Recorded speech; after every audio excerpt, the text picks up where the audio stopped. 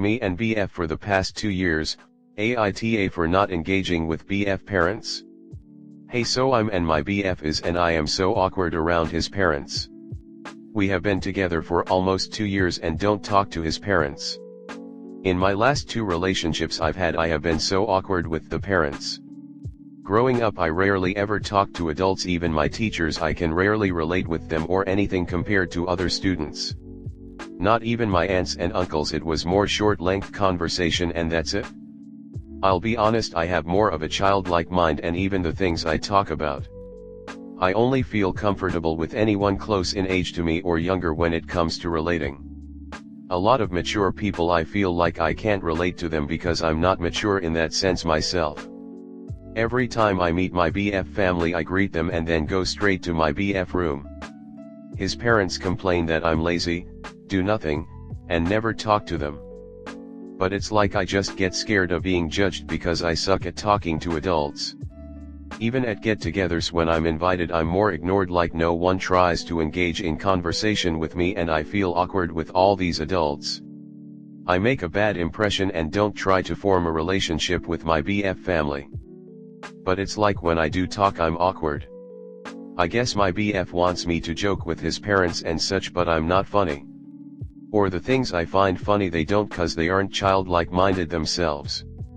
My parents always treated me like a child and always babied me in comparison to my BF family never babied him and would have mature conversations with him and included with the adults at such a young age, which made him mature quicker and know what to talk about with them. I feel like I'll never be able to have those types of conversations until I myself mature, have kids, or become an adult myself to relate. I'm able to talk to my friends' families better than my BFs, but I don't know if it's more of a cultural thing. Being that my friends' families are Mexican or raised more family-oriented and more inviting compared to my BF family being Cubans and more loners. Not sure how to have deep conversations with them either. I just feel stuck tbh cause I feel like me being the woman they expect more from me. My BF gets mad that I'm so quiet and awkward just cause he's not, and I just freeze and don't know what to say. Comment. You do yourself no favors by being so wary of those older than yourself.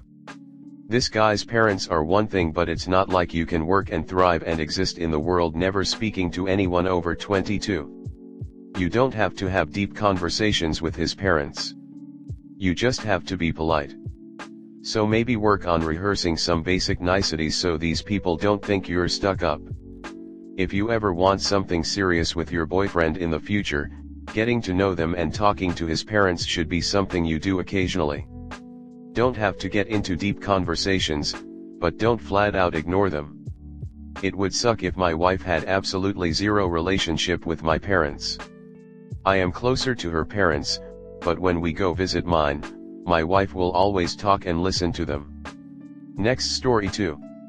I broke up with my girlfriend after she had been ignoring me for a month. I recently ended a relationship with my girlfriend. She had been avoiding me and cutting off communication for a whole month. August 24th would have been our 3rd month of the relationship. I tried to trust her when it came to in-person dates, believing that unexpected events might occasionally come up. However, her vague reasons for not wanting me to visit her in person were frustrating. It was even more disheartening when she ignored my digital messages for days, despite being consistently online, mostly playing games on her Nintendo Switch or laptop. During this month, I directly asked her multiple times about what was happening. I inquired whether she truly wanted to continue the relationship if it was making her uncomfortable.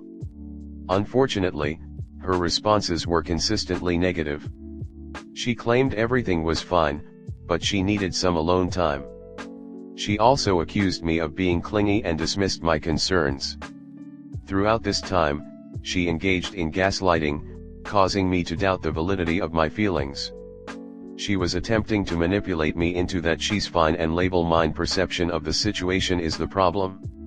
You know, it's that kind of clinginess when you haven't seen someone you love for weeks, and she refuses to even allow you to make a video call, or just visit her even though the distance between us is just a 30-minute bus ride.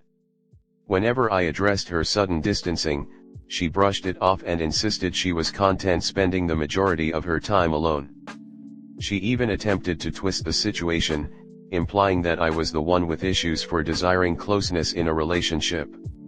Also, when I asked her about her need for free time, which she called recharging her batteries, I thought she might be depressed or struggling. However, when I finally saw her or had a chance to talk with her, she always appeared fine and clearly stated to me that she was. When I tried to address the fact that sudden alienation and social distancing aren't normal, I received responses several times stating that she's fine with spending 90% of her time alone or doing other things, and that she's okay ignoring anyone besides her own existence. As a bonus, there was gaslighting, suggesting that something was wrong with me. You know, because apparently, relationships are all about distancing and ignoring your partner, not the opposite. Sarcasm.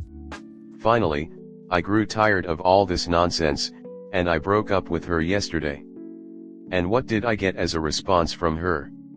Of course, confirmation that she truly intentionally avoided me and that she was tired of too much of me. She also added some sentences about how much she wants more freedom in relationships and not to depend on her partner. This claim of too much quite hits me, as I respected her need for free space and adjusted to her schedule, even though often it wasn't comfortable for me. Financially, I didn't burden her, and any gifts or outings were my way of showing affection, not expecting anything in return. Not to say that we didn't even started to live together, and if she had a financial dependency it was her parents. In the initial seemingly flawless 2 months of our relationship, she expressed gratitude for showing her what a healthy relationship looked like. She had previously been in a row of abusive relationships with both M and F. She's bi. She straightforwardly told me many times how much she enjoyed positive experiences and social activities with me for a first time, as she had previously behaved mostly socially deprived and was constantly watching Netflix/playing games in her room alone. And in the end, I received an Uno reverse card, as suddenly, sitting alone in her parents' apartment and occasionally walking with random friends once every few weeks, became more precious and important to her. And what was my payback? A month, goddamn, a whole month of social isolation for me, shattered plans, and dashed hopes for any further interaction. All of this was combined with gaslighting and lies about how wrong and weird I am and how I do not trust her. At a certain point, I felt like I had dug myself into a deep hole of apathy and depression, and I just burned out. I had a lot of plans for us together. And she shared desire for them to come true with me, at least she's been saying so. But fortunately, her recent Instagram posts about how happy she was and how she suddenly had all this free time to hang out with friends reignited something in me. Combined with the 3 days straight of not a single response from her, it quickly brought me to the boiling point. This all culminated in me telling her that I was breaking up with her. Do I want her back? Absolutely not, nevermore.